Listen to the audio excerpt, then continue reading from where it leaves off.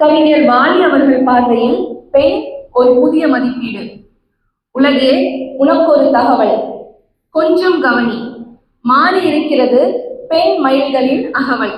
அதில் ஓர் அறிவு தொனிக்கிறது, அவ்வறிவை அது மேலும் அன்றாடம் நுணுக்கிறது. எழுத்தாளர் லதா அவர்கள் படைத்த சீனலட்சுமியும் ஒரு அகவலே. அது அவரின் ஓர் அழைப்பு. வயது, காலம் மற்றும் சிந்தனைகளால் வேறுபட்டிருக்கும் பெண் மயில்கள் காட்சிப்படுத்தும் அடையாள பரிமாணங்கள்.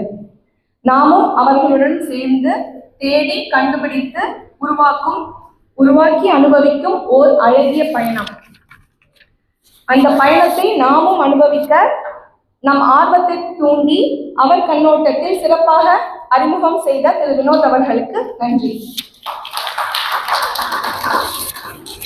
அடுத்து நூல் ஆசிரியருடன் ஒரு கலந்துரையாடல். எழுத்தாளர் லதா அவர்களின் எழுத்துக்கள் சொல்லும் ஒரு சிறு உவமை. காற்றோடு கலந்து கொண்டிருக்கும் தேநீரின் சுவையாக கருத்துக்கள் அவரவருக்குள் கரைந்து கொண்டிருந்தன.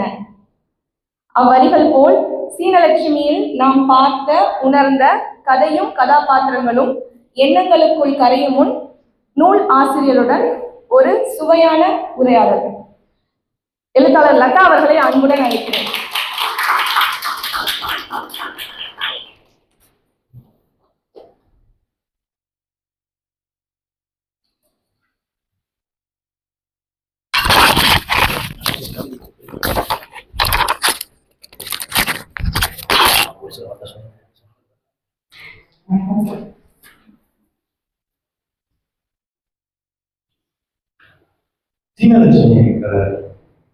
சீனலட்சுமி கதாபாத்திரம் வந்து வாசிக்கும் போது பெரும் ஒரு நகைச்சுவையாகவும் ஒரு ஆர்வத்தையும் கதாபாத்திரம். ஆனால் அந்த சீனலட்சுமி அந்த கதாபாத்திரம் என்னை பொறுத்த வரைக்கும் அது வந்து ரொம்ப ஒரு காத்திரமான பாத்திரம். ஏன்னா அது வந்து ஒரு பாத்திரம் எந்த ஒரு புற நிகழ்வையும் வந்து நம்மளால கிடைக்க முடியாது. ஆனால் அதை எப்படி எதிர்கொள்ளணும் அப்படிங்கிறது வந்து நம்ம கையில் அதை தெரிஞ்சுக்கிட்டோம்னா வாழ்க்கை வந்து எளிதாக இருக்கும். வாழ்க்கையில அந்த வரிசைகள் வந்து நம்ம வந்து வரிசையாக வாழ்க்கையில நம்ம எதிர்கொள்ளும் ஒரு பிரச்சனையாக இருக்கும். ஒரு பிரச்சனை நமக்கு வந்துருச்சு, வரிசையை போலதான் நம்மளால அந்த வரிசையை வந்து நகரமா முடியாது. அதே போலதான் அந்த பிரச்சனையும் வந்து அந்த பிரச்சனை வந்து நம்மளால ஓடிலாம் முடியாது. அந்த பிரச்சனை நம்ம எதிர்கொள்ளணும். அந்த வரிசை வந்து ஒரு தியானத்தை போல நீங்க கையில தொலைபேசி எதுவும் இல்லாம இருந்தீங்கன்னா அது வந்து உங்களோட மன வந்து ரொம்ப கிடைச்சிடும். பொறுமையா இருந்தா மட்டும்தான் நம்மளால அந்த வரிசையை கடந்து போகும். அத்தகைய ஒரு பொறுமை வந்து அந்த கதாபாத்திரத்தை நீங்க எப்படி உங்களுக்கு தெரிஞ்சதை நீங்க எப்படி பாக்குறீங்க?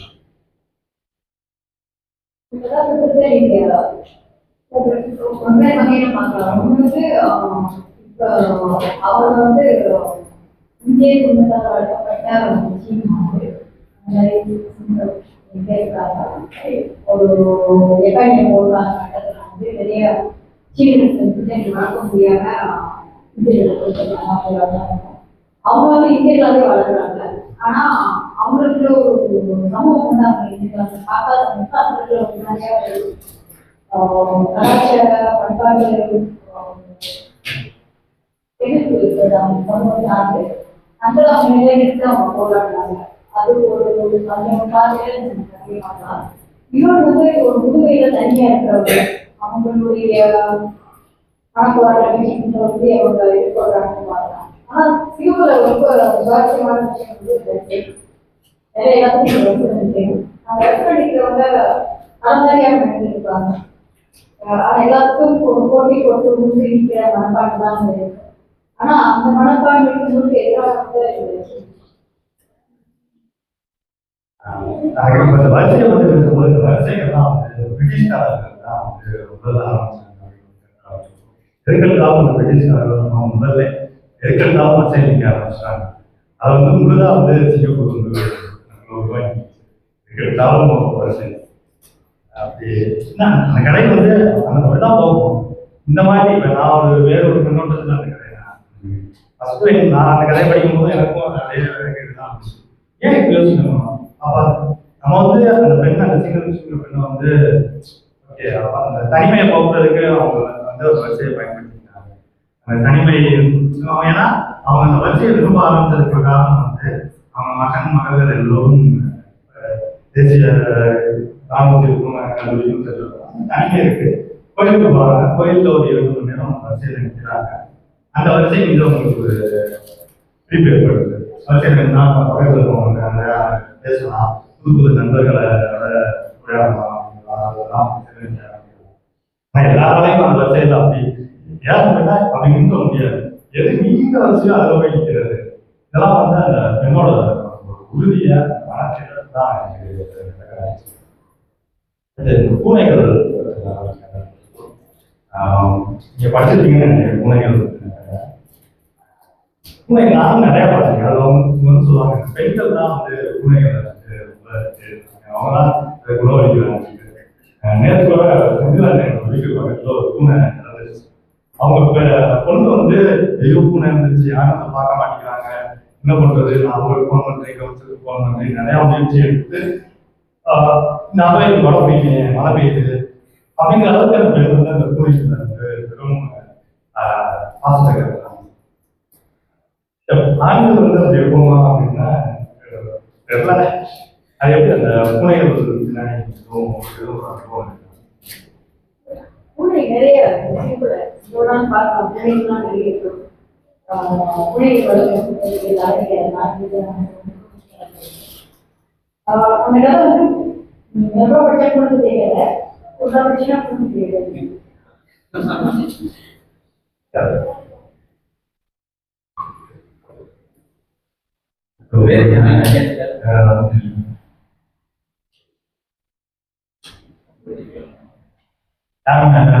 படிச்சிருக்கீங்களா? குழந்தைகள் சிலந்தி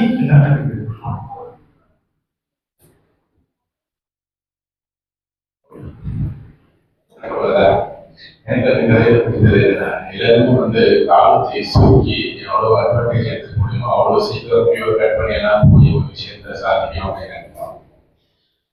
ஆனா அந்த வந்து காலத்துக்கு எதிராக வந்து சொல்லிக்கிறார். அதாவது இன்னும் ஒரு மணி நேரம் கூட பொழுது நான் வந்து காத்திருந்து நான் வந்து வேலையை செய்திருப்பேன், எனக்கான விஷயத்தை வாய்ப்பு அப்படின்றது.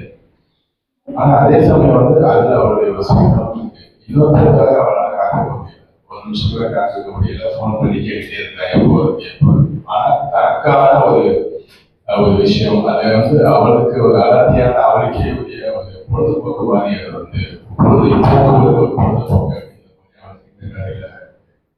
அது எனக்கு கேட்க நினைத்தது. அதாவது தன்னுடைய சுயநலம் அப்படிங்கிறது ஒண்ணு, இன்னொன்று வந்து அது எதனால ஒரு வினோதமான ஆசை, ஒரு வினோத ஆசை, அந்த வினோத ஆசை எப்படி அவளுக்கு கிடைக்குது அப்படின்னா அந்த எக்ஸ்டர்னல் ப்ரெஷர் நிறைய அவளுக்கு அந்த இனம் சார்ந்து அவளை வந்து அடையாளப்படுத்த ஒரு பிடிக்கல, அதே சமயம் அவள் பிடிக்கல, அது எல்லாமே சேர்ந்து அந்த அழுத்தம் தான் அவளுக்கு வந்து ஒரு வினோதமான ஒரு பொழுதுபோக்கை வந்து அடையும் கை கொடுப்பதற்கு தனியதான். இதனால அந்த கதையின் தலைப்பு சீன சீனி டிசைன் வந்து, ஆனா தலைப்பு வந்து சீன சீனி மட்டும் சொல்லிட்டாங்க. அதுக்கு ஏதாவது காரணம் இருக்கா? வேறு சூழல் காரணம் அந்த விஷயம் தமிழ் வந்து சீன போராட்டம் அப்படின்னு அப்பா உண்மையா பார்த்தீங்கன்னா நிறைய மனோவியல் சார்ந்த நிறைய விஷயங்கள் அந்த வரிசையாக வரிசைதான் எல்லாருக்கும் நல்லா பேரிங் வரிசைதான் சாமான் பல விஷயங்கள் வரிசை அது ஒழுங்கு, அந்த ஒழுங்கதான் வரிசை வந்து ஒரு ஒழுங்கு. ஆனா அந்த ஒழுங்கு வந்து அந்த ஒழுங்கு வந்து உண்மையாவே மனதில் அடியில் பயன்படுத்தா, அது குறைக்கப்பட்டுட்டே இருக்கா, கட்டாயப்படுத்தப்பட்டா அப்படின்னு பல கேள்வி. இந்த வரிசை விஷயத்துலேயே எனக்கு வந்து தீபாவளி ஏற்றவா பார்த்தீங்கன்னா அது அந்த மாதிரி வரிசை வந்து பார்க்கலாம். அவ்வளோ பெரிய வரிசை. அதுல என்னன்னா அந்த வரிசையில் இருக்கும்போது நிறைய பேர் இடையில வந்து போட்டுட்டு இருந்தாங்க. நான் ஒரு கிட்டத்தட்ட 6 மணி நேரம் இருக்கும்போது இடையில வந்து போட்டுட்டு இருந்தாங்க. ஆனா யாருமே வந்து அதை பற்றி கோவப்படணும். டெக்ஸி நிற்கும்போது இடையில வந்து நம்ம போகணும், ஏதாவது பொருளாக ஆனா அந்த வரிசையில் யாருமே எதுவுமே சொல்லலை. இடையில வந்து இருக்கணும். அந்த இடத்துல நீங்க வந்து ஒருத்தர் கூட எங்களுக்கு ஏதோ ஒரு புகாரே இல்லை. ரொம்ப வயசானவங்க ரொம்ப இளைஞர்கள் சாதாரண படிப்பானவங்க வந்து எல்லாருமே பல மணி நேரம் இருக்காங்க. அது வந்து ஒரு அது வேற எந்த நாட்கள் மக்களுக்கு தெரியாத ஒரு மனநிலை, ஒரு மன ஒருமை இருக்குமான தெரியல. அதை பற்றி பல விசாரணைகள்லாம் அந்த கதைக்கு சொல்லலாம்.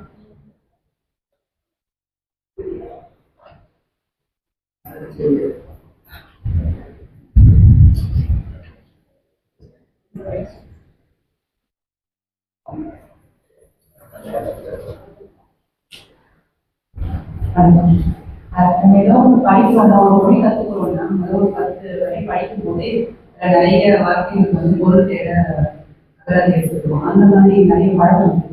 ஃபர்ஸ்ட் கதை நான் எடுத்ததே வந்து வீக்காக ஒரு பாடம் இருந்தது. அதில் நான் படிக்கிறதுக்கு எனக்கு தெரியுது என் அறிவுக்கு அப்பாற்பட்டு எவ்வளவோ விஷயம் இருக்குங்கிற மாதிரி ஒரு புரிதல் இருக்குது. நீங்க எதை வச்சு அதை எழுதுவீங்க, அது ஏதாவது மென்டா தகவல் சேகரிச்சிங்களா, அதை பற்றி சொல்லியிருக்கோம். கேள்வி இருக்கு. அந்த பாடத்தை பார்த்தீங்கன்னா நீங்க ரொம்ப அருமையாக தத்துவமா சொல்லியிருக்கீங்க.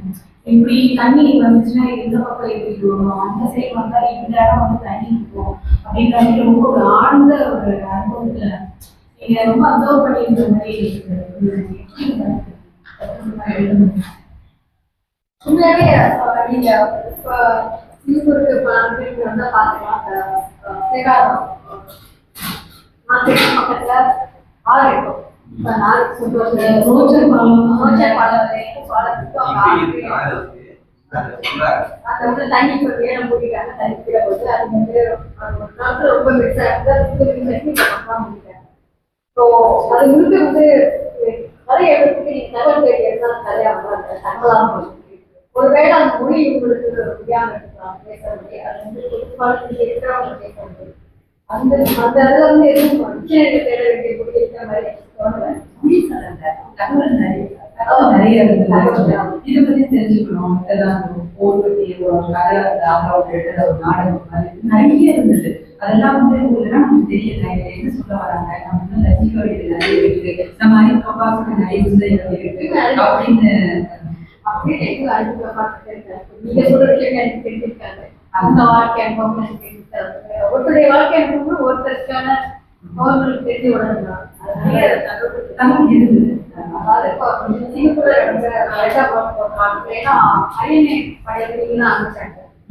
பெண்கள் படைகள்லாம் இருக்குது. கொஞ்சம் வயசானவங்களுக்கு நிறைய அனுபவம் இருக்காங்க. ஏன்னா பெரும்பான்மை கிட்டத்தட்ட சிங்கப்பூர் எல்லா இந்தியர்களுமே அது இது பண்ணிருக்காங்க. இதுல என்ன ஆச்சரியமான விஷயம்னா சிங்கப்பூர்ல இந்தியாவுல வராத தலைமுறை இருக்கிறவங்க இந்தியாவை பார்த்தே இருக்காங்க. இந்தியா விடுதலைக்காக போராடினாங்க. அப்ப அந்த காலகட்டத்துல வந்து வந்து நிறைய பேருக்கு அவங்க சிங்கப்பூரை வந்து ஒரு நாடாப்படை நினைக்கிறதா இருக்கிறோம், ஒரு நாட்டில் இந்தியாவுக்கு போகிறோம் அப்படின்ற மாதிரி ஒரு இடத்துலதான் இருந்தாங்க. ஆனா அதை விட பெரிய ஆச்சரியம் என்னன்னா அந்த போர் முடிஞ்சு அழியப்பட்டு அவங்க சுத்தமா மந்திரே பண்றாங்க. அப்ப இந்தியா சுதந்திரம் அடைஞ்சு அவங்கள யாருமே இல்லை. இந்தியா மற்ற நாடுகள் அவங்களுக்காக ஒரு விஷயம் நான் தோணுங்க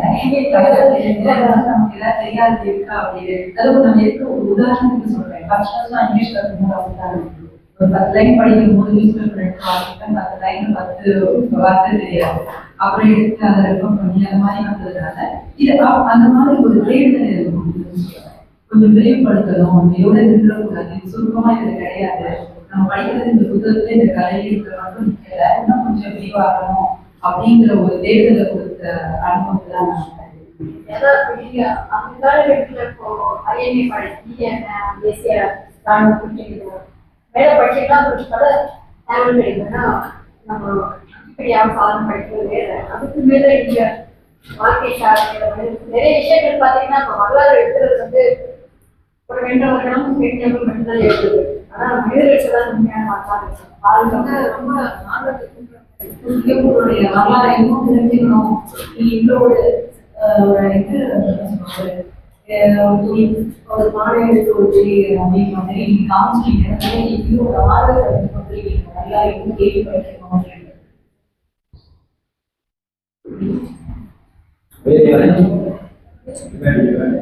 கதை படிச்சோம் நம்ம எல்லாம் கேட்குறோம். ஒரு கதையா நான் படிச்சுட்டு சொல்லியிருந்தேன். ஏன்னா தெரிஞ்சுக்கணும் ஆசிரியர் வந்துருக்காங்க இல்லையா? அலிஸ்லாமோட அம்மா யார் வந்தாங்க?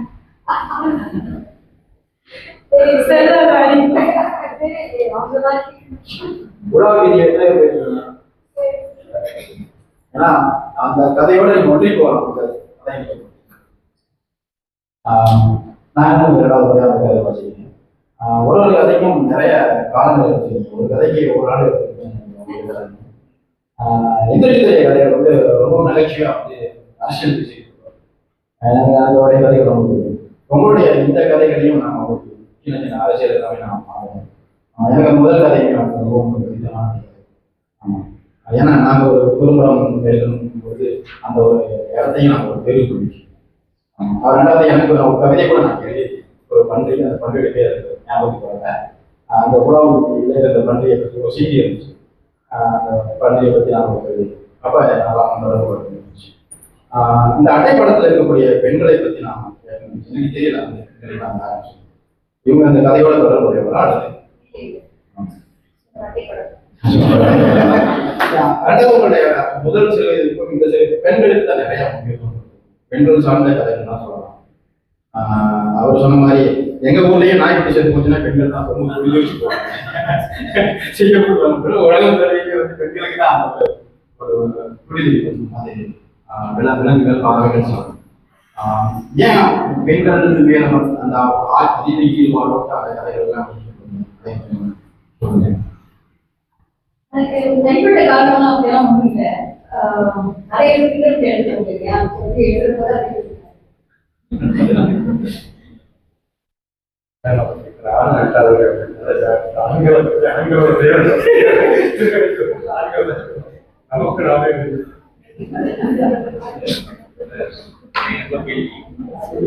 சிங்கப்பூர்ல எழுதுறது இல்லையா? எழுதும்போது இந்த உள்ள அரசியல் பாதைகளை முழுமையா எடுத்து வச்ச முடியும். அதாவது என்ன பார்வையுமே நியாயமா உண்மையா உங்களுக்கு எந்த வேலை எடுத்துட்டா அதை நீங்க எடுத்துருங்க. அதுக்காக சுதந்திரம் இதெல்லாம் இருக்கலாம். இப்ப நீங்க வந்து உதாரணமா ஒரு வரலாறு தெரியாம, ஒரு பீரியட் தெரியாம ஒரு சாடா இருக்கும்போது அது வந்து உங்களுக்கு கேட்டுருக்காங்க. அது அது ரொம்ப ரொம்ப குறைச்சிட்டாங்க. முன்ன அதிகமா இருந்தது. அது வந்து நீங்க ஒரு பிரச்சாரமாவோ இல்ல ஒரு போலியாவோ உதாரணமா இப்போ வந்து அந்த லிட்ரரி ரைட் நடந்தபோது நிறைய பேர் வந்து இந்திய பத்திரிகைலாம் போட்டாங்க. இந்த சமம் கொடுக்காதனாலதான் வந்து அந்த மாதிரி ரைட் பண்ணாங்க, சமம் கொடுக்காத பிரச்சனை அப்படின்னு சொல்லியிருக்காங்க. ஆனா அதை பத்தி அசாமம் தான் கேட்கலாம். ஆனா அதை பத்தி பேசுறவங்க வந்து அவங்க நிறைய பேரும் நீங்க நிறைய கதையா எழுதுற போது நீங்க எவ்வளவு அந்த உண்மையா தெரியும் வந்து ஒரு போலியாக ஒரு சாங் எடுத்து ஒரு புரட்சி ஏற்படுத்துறாங்க. இல்லைன்னா ஒரு புரட்சி ஏற்பட்டு ஒரு கற்பப்பான்மையா புரட்சி ஏற்படுத்தும் போது அது வந்து இப்போ நீங்க பாத்தீங்கன்னா எனக்கு ஒண்ணு இருக்காரு அது ரொம்ப சர்ச்சைக்குரிய விஷயம்லாம் இல்லை. தமிழை எழுதிட்டாரு, ஆங்கிலத்தில் விஷயங்கள் எழுதிட்டாரு, கவிதைகள் எழுதிட்டாரு, நாடகங்கள் எழுதிட்டாரு. அவருடைய நாடகங்கள் ஆங்கிலத்தில் படிப்பதெல்லாம் தெரியும். பல பயங்கரமாக பேசிட்டாரு.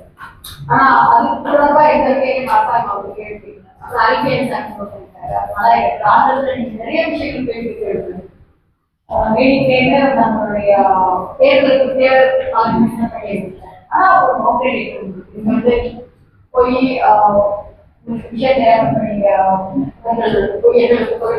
ப்ரூவ் பண்ண முடியாத விஷயங்களை நீங்க காரணம்னா மற்றபடி உங்களுக்கு நாடு ஒரு சித்தாந்தம் அவங்க கிடைக்கிறது உங்களுக்கு எத்தனை பாடல்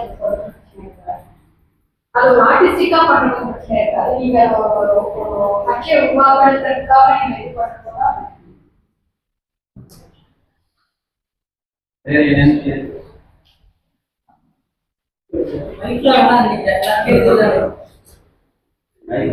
வணக்கம். என் பேர் பாலு. இந்த சீர்கட்சி உள்ள கதைக்களத்துல கலந்துரையாடல் கொள்ளும்போது நான் இருந்த நினைவு இந்த இப்போ தேக்காவே நம்ம பாடம் அதை படித்தேன். ஒரு கேள்வி, இது வந்து உங்களோட நேரடி அனுபவமா அப்படின்னு கேட்கணும். ஏன்னா அவ்வளவு தத்துவமா எடுத்தீங்க. அது எப்படி அந்த தகவல் சேகரிச்சீங்க? சகோதரி பற்றி கேட்டாங்க, அதே கேட்குது. ரெண்டாவது வந்து ஓமையெல்லாம் ஒரு சிலப்பதிகாரத்தில் வராது இருக்கணும் மறைத்து கை காட்டு ஒரு குறிப்பு அந்த சொல்லியிருப்பாங்கல்ல, அதே மாதிரி இங்க ஐயனே காதல் கூடி போல அக்காவின் சிந்தானை படுறது அப்படின்னு இருக்காங்க. அருமையான ஒரு அந்த மாதிரி ஒரு பத்தியில எழுதியோ ஓமை இருக்கு.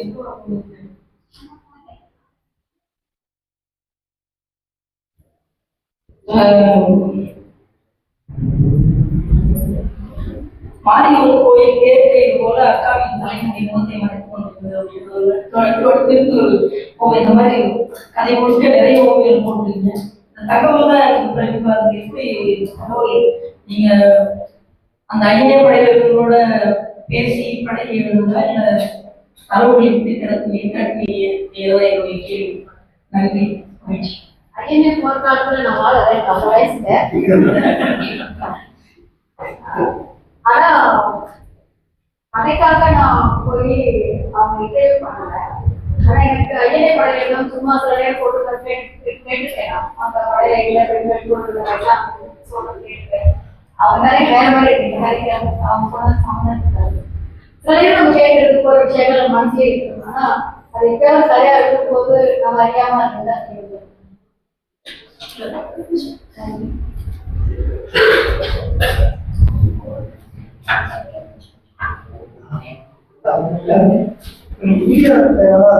நிறைய தகவல்கள் கைகள் படிக்கிறீங்க.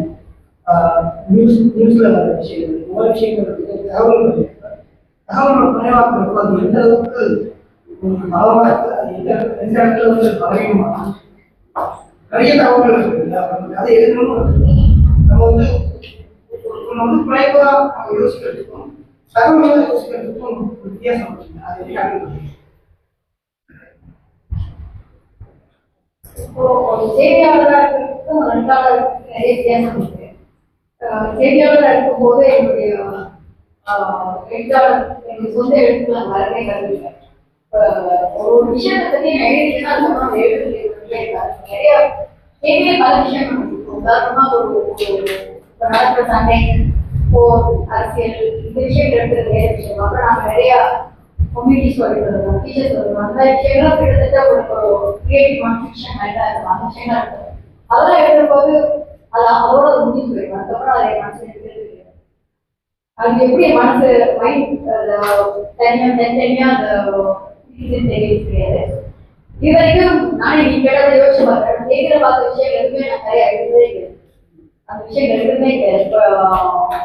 இப்போ நீங்க உதாரணமா அந்த எல்கேபாய் பத்தி விஷயங்களோட நான் வந்து ஒரு தகவல் தான் நிறைய கொடுத்துருக்கேன். அந்த அனுபவத்தை ஏதோ நான் வந்து ஒரு கவர்மெண்ட் எழுதவே இல்லை.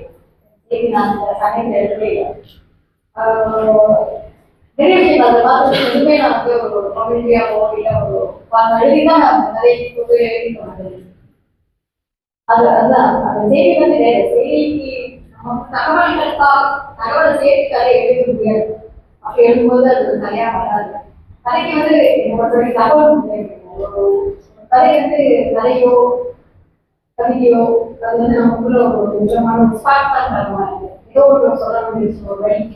அந்த வழியை வந்து சொல்ற போது அது நேரடியா சொல்லாம பல விஷயங்களை நாம் சேர்த்து வரும்போது அது பெருசாயிடும். அப்படி எப்படியோ போது பெருசாயிடும். பார்த்தீங்கன்னா ஒவ்வொருத்தையும் ஒரு வழி இருக்கும். இப்போ இந்த காவடி கதையை நீங்க பார்த்தீங்கன்னா காவடி கதையை எழுதும்போது நான் காவடி கதையை பார்க்கவே இருக்காங்க. நான் எனக்கு தெரிஞ்சு ரொம்பவே காவடி சேர்த்துக்கிட்டே இருக்காங்க. போகும்போது ஒரு நாள் வந்து பெண்கள் அதை கவனிக்க கூடாது ஓகேதான் நீங்க சொன்னாங்க. அது எனக்கு ஏன்னு வந்துச்சு. அதப்புறம் இருக்காது. அதே மாதிரி நான் இந்த தீபாவளி அலுவலகத்தில் எழுதும்போது நிறைய வித்தியாசங்கள் பார்த்தீங்கன்னா அப்போ மற்ற நிறைய விஷயம் நிறைய வித்தியாசம் இதில் வராங்க போறாங்க யாருமே எந்த காரணம் சொல்லலை. வராங்க போக சொல்லுவாங்க. கிட்டத்தட்ட ஒரு 7 மணி நேரம் 2 மணி நேரம் கண்டிப்பாக போகவே இல்லை. அதுக்கு மேலே நான் பதிலே எனக்கு மணிமணி கூட போக முடியல. அவ்வளோ போயிட்டே இருந்தது. அப்படி இருக்கும்போது ரொம்ப ஆச்சரியமா இருக்கு. ஆசையா அப்படின்னாங்க எனக்கு அது ரொம்ப ரொம்ப வித்தியாசமான அனுபவமா இருக்கு சார். அந்த மாதிரி ஒவ்வொரு கதையும் இன்னும் சின்ன ஒரு அனுபவம்லாம் இருக்கு. புலாவி கூட நான் ஒரு நாள் புலாவி போடும்போது எனக்கு அந்த வார்த்தையை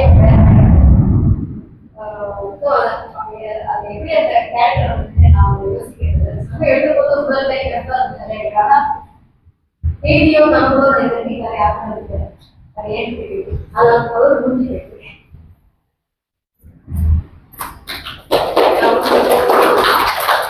உங்களோட கதைகள் வந்து ஒரு ஒரு ஃப்ளோவா ஆரம்பிச்சு முடியுது அந்த மாதிரிலாம் எதுவுமே இல்லாம ஒரு கேம் மாதிரி அந்த குயிக்கொடிலாம் இருக்கும்ல கோக்குறது அந்த மாதிரி நீங்க வந்து குயிக்கொடை வந்து நீங்க இதுல இந்த கதை எடுத்துக்கணும் அப்படிங்கிற மாதிரி இருக்கு. அது வந்து நமக்கு வாசிக்கும் போது நிறைய ரொம்ப நல்லா இருந்துச்சு.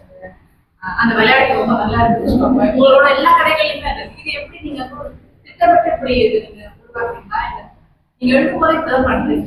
நான் திட்டமிட்டு கதை அமைப்பு நீங்க அது அப்படியே அது போடுறது போயிட்டு இப்ப நீங்க பாத்தீங்கன்னா நான் சொல்றேன் அந்த கதை பார்த்தீங்கன்னா அது கொஞ்சம் முடிவா இருக்கான்னு தெரியும். அதாவது கொஞ்சம் முடிவா கொஞ்சம் வேற மாதிரி இருக்கும்.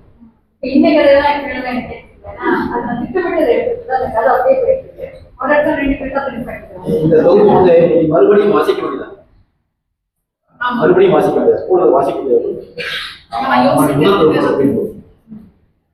நீங்க இப்ப சொன்னீங்கல்ல வந்து ஒரு சினிமா மாசம் கேட்டாங்க வந்து ஒரு தகவலை நமக்கு வந்து பயன்படுத்துறது அந்த எப்படி வந்து வரலாற்று தகவல்லாம் நீங்க வந்து அப்ப வந்து உங்களுக்கு ஏதாவது கவனம் இருக்கா? அது வந்து இவ்வளவுதான் இதுல பயன்படுத்தாங்க புலாவ் அப்படின்னு சொல்லி உங்களுக்கு வந்து அதுல அந்த பழைய காலத்துல அவங்க எப்படி இருந்தாங்க கதையை வந்து உங்களுக்கு சில விஷயங்கள் நீங்க எடுத்துக்கும் போது உங்களுக்கு சுதந்திரம். இப்ப ஒரு அரசியல் கதையை நீங்க எடுக்கும் போது அதுல உங்களுக்கு ஒரு கவனம் இவ்வளவு இதெல்லாம் பயன்படுத்தக்கூடாது. ஏன்னா நீங்க சொல்லும்போது சொன்னீங்க அது உண்மை நெருக்கமா நீங்க இருக்கும்போது பிரச்சனை கிடையாது அப்படின்னு. கொஞ்சம் யோசிச்சு நிறைய விஷயம் சொல்ல வேண்டாம் ஒரே கதை வந்து இந்த பச்சை கட்டினா முடியும். அந்த கதையை பத்தி அவங்க பேசுவாங்க. ஏன்னா அந்த கதையெல்லாம் வந்து விமர்சனங்கள் வந்து அப்புறம் நானே நிறைய எடுத்துட்டு அப்புறமா நாங்களும் எடுத்து நினைக்கல நான் அப்படியே எழுதிட்டேன். அப்புறமா அதை போர்ட் பண்ணி ஒரு நண்பர் படிச்சுட்டு இதெல்லாம் ஏன் போட்டுட்டீங்க நீங்க பேப்பர்ல இல்லாத கூட போடலாம் எடுப்பாங்க உடனே எடுப்பேன். அது மாதிரி போட்டதை உடனே கால் பண்ணி பிரசுரமான பகுதிகள் இருக்கு. ஏன்னா அது நிறைய வந்து விமர்சனம் நிறைய இருக்கு. அது வந்து ஆசிரியர் சார்ந்து அமைப்புகள் சார்ந்த பல விமர்சனங்கள் இருக்கு. அது வந்து உண்மையாலே நான் வந்து விமர்சனம் எடுக்கணும்னு எடுக்கிறேன். ஒரு ஒரு ஏதோ படிச்சிருந்தேன் நிறைய விஷயம் வந்து அது எப்படி சொல்றது உதாரணமா எல்லாரும் கூட கூட பத்தி பேசியிருக்காங்க. நிறைய கதைகள் வந்து பூனையை பத்தி எடுத்துருக்கு. நான் படிச்ச போது எங்கடா எல்லாரும் ஒரு பூனையோ உடனே கூடதான் ஒரு பிரிச்சு நிறைய எழுதாங்க அப்படின்னு தோணுது. ஸோ அதை எழுத ஆரம்பிச்சு அந்த கதை அச்சோ இங்க வேற எங்கேயோ ரொம்ப அரசியலா படிச்சேன். அது ஒரு குறியீடு கிடையாது. ஆனா இப்ப இங்க அது உங்களோட சுதந்திரம் நாம ஏன் எடுக்கக்கூடாது? ஏன் அதை வந்து நம்ம இங்க நடந்த கதையாவே நம்ம ஏன் பார்க்கணும்? இல்ல அப்படி நீங்க பார்க்க வேண்டியது கிடையாது. நமக்கு ஒரு செல்ஃப் கான்சியஸ் இருக்கும் இல்லையா? அதாவது நம்ம செய்தியாளர்களா இருக்கிற போது இப்ப நான் வந்து ஒரு இது கொடுத்துருக்கோம். நான் வந்து நிறைய எழுதக்கூடாது, உலகம் எழுதக்கூடாது, நிறைய விஷயங்கள் கட் பண்றது. ஒரு ஆசிரியரை விட எங்களுக்கு ஆசிரியர் இருக்கிற கல்வி அமைச்சர் ஆசிரியர் நிறைய எழுதவே கூடாது. அதே மாதிரி எங்களுக்கு கட் பண்ணுறது நிறைய எழுதக்கூடாது, கட் பண்ணுறது. செய்தியா கொடுக்கும் போது அது வந்து ஏதாவது தாக்கத்தை ஏற்படுத்தலாம், ஒரு நெகட்டிவான விஷயம் ஏற்படலாம். செய்திகள் நம்ம எல்லாத்தையும் எழுத முடியாது. அதுதான் அதனால நீங்க அதுக்கு வந்து உங்களுக்கு ஒரு செல்ஃபா இருக்கும். கதையில வந்து அது ஒரு ஒரு செய்தியாளரா நீங்க படிக்கும்போது என்ன வந்து ஒரு செய்தியாளர் என்ன செய்தியாளர் தான் நீங்க பார்க்கலாம் இல்லையா? ஒரு செய்தியாளர் எழுதும்போது ஒரு ரொம்ப பரவாயில்ல ஒரு 10 வருஷம் முன்னாடி ரொம்ப செய்தியாளர் எழுதுனாலே யார் எழுதுறாங்க அது ரொம்ப ஒரு கண்காணிப்பு என்னன்னா ஒரு செய்தியாளராக எழுதுனாங்க. நான் ஒரு தடவை ஒரு கதை எழுதினேன். அந்த கதை வந்து இந்த புத்தகத்துல வந்து நான் வந்து சாதாரண எழுதினா அதே நேரத்தில் வந்து எக்ஸ்ட்ரீம் ஃபிளைட் இன்டர்நேஷனல் போகிற ஃபிளைட் வந்து எக்ஸ்டெண்ட் ஆகிடுச்சு. ஆக்சுவலாக அதுக்கு கதைக்கு சம்மந்தமே இல்லை. நான் கதையை எழுதினா தான் தெரியும். ஆனால் அதில் ஒரு சின்ன ஒரு சஜஸ்டிவாக இருக்கும். அவங்க தற்கொலை பண்ணியிருக்காங்க. ஸோ சஜஸ்டிவாக வந்து அந்த அந்த எஸ்கியூப் லைக் பைலட் வந்து ப்ரிப்பேர் பண்ணிட்டாங்க அந்த மாதிரி ஆகுது அப்படின்ட்டு ஒரு சின்ன ஒரு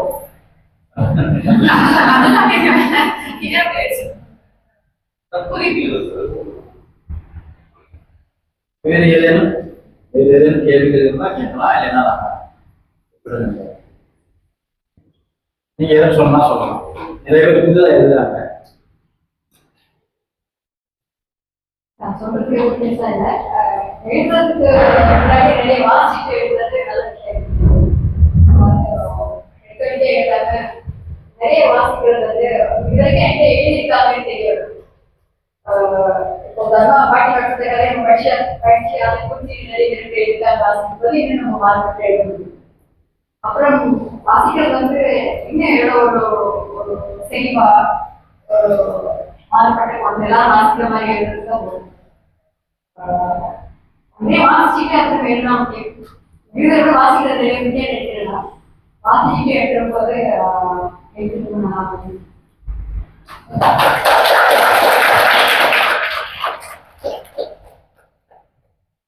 நல்லா நன்றி.